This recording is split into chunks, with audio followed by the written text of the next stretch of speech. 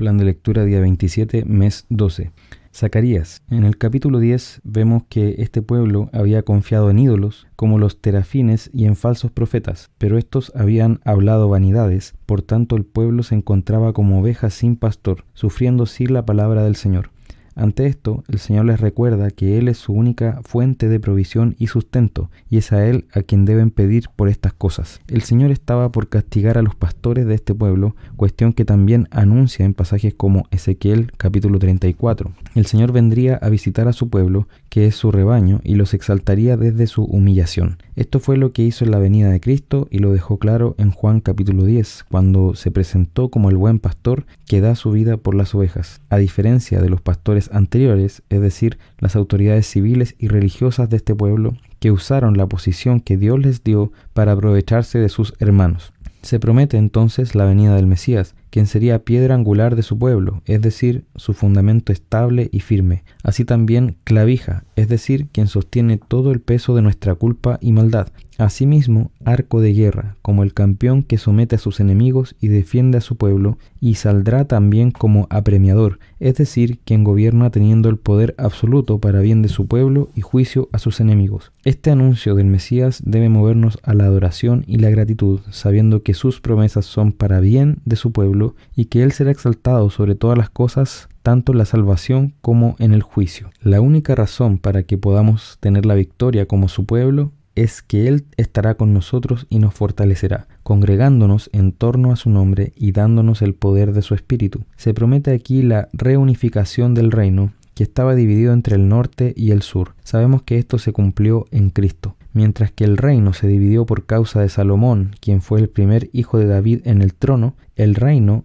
será reunificado por Jesús, el Hijo definitivo de David. Quienes se acercan a Él por la fe tienen entrada a su reino celestial, y esto beneficia no solo a los judíos e israelitas, sino a todas las naciones. Además, Él promete vencer sobre nuestros enemigos, representados aquí en Egipto y Asiria, dos grandes fuerzas opresoras contra el rebaño de Dios, pero a quienes Él destruirá, mientras fortalece a su pueblo y los hace andar en sus caminos. En el capítulo 11, Zacarías es enviado a declarar juicio luego de haber comunicado varias promesas de paz. En los primeros 3 versículos anuncia que nuevamente vendría tribulación a esa región, probablemente refiriéndose al dominio de los griegos y posteriormente a los romanos. Como vemos que terminó ocurriendo en la historia, la nación judía iba a recuperar su prosperidad por un tiempo a medida que esperaban la venida del Mesías, recordando que entre Zacarías y la venida de Cristo transcurrieron aproximadamente 500 años. Como solía ocurrir con este pueblo, la prosperidad económica terminaba resultando en una decadencia espiritual, en el pecado de sus líderes y en la opresión de los más desvalidos de entre el pueblo, como vemos en el versículo 5.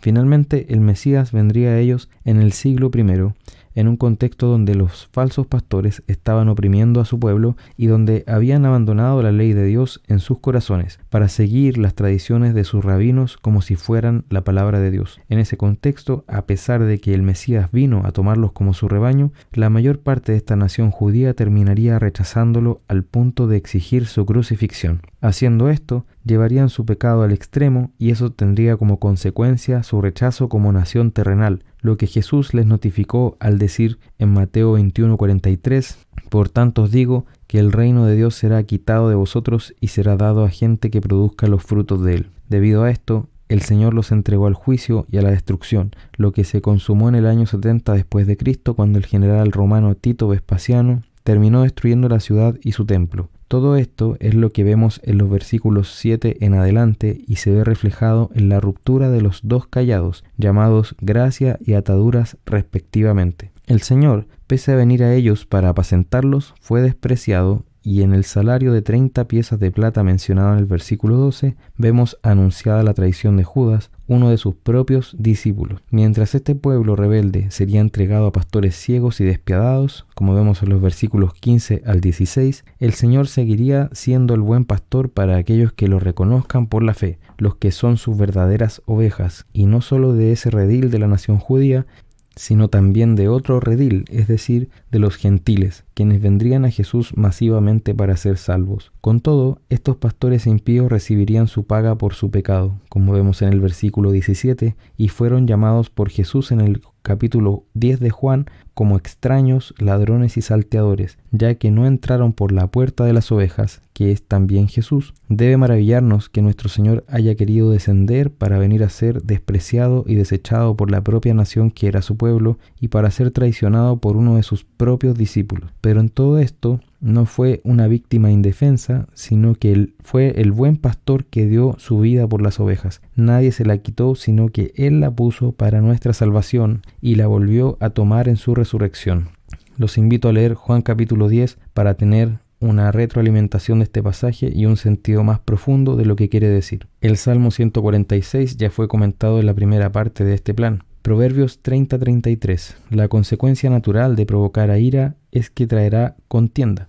Quien se deja llevar por la ira ciertamente comete pecado, pero quien provoca ira deja ver también la maldad de su corazón, teniendo en consideración también que Dios abomina a quienes siembran discordia entre los hermanos. Por otra parte, los pacificadores son bienaventurados, como vemos en Mateo 5, versículo 9, porque reflejan el carácter de Dios y como cristianos hemos recibido el ministerio de la reconciliación, como dice 2 Corintios 5, 18. Porque fuimos reconciliados con el Padre por medio de Jesucristo. Apocalipsis, capítulo 18. Este capítulo continúa con el ciclo de visiones iniciado en el capítulo 17, donde se detallan los enemigos del Cordero y se explica cómo serán destruidos. Aquí vemos el momento en que el Señor ejecuta su juicio sobre Babilonia, que como ya hemos dicho, es el sistema humano de maldad, la expresión de lo que el hombre sin Dios ha construido sobre la tierra para su propia gloria, la nacionalidad espiritual de los incrédulos. Un ángel glorioso es el encargado del momento solemne de notificar al mundo que la caída de Babilonia ha llegado, cuestión que no ha ocurrido,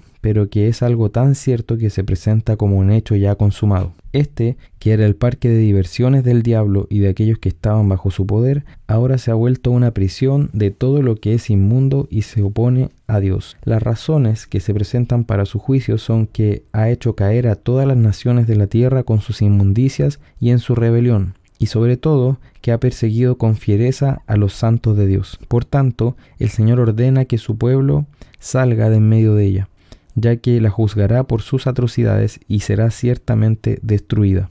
Esto nos dice que en esta era el pueblo de Dios vive en medio de Babilonia, pero espiritualmente está separado de ella, y un día será quitado de en medio de esta gran ciudad para que ella reciba sus juicios. Aunque por un tiempo pareciera que esta ciudad rebelde se está saliendo con la suya, lo cierto es que en su debido momento el Señor se acordará de sus pecados. Por supuesto, esto no quiere decir que Él haya olvidado o que ignore lo que está ocurriendo en el mundo, sino que es la forma en que la Escritura expresa que el Señor ha determinado que llegó el momento de ejecutar sus juicios que están desde largo tiempo decretados. Este castigo a Babilonia llegará cuando ella esté confiada y se sienta segura. Como dice el apóstol Pablo, cuando digan paz y seguridad vendrá sobre ellos destrucción repentina.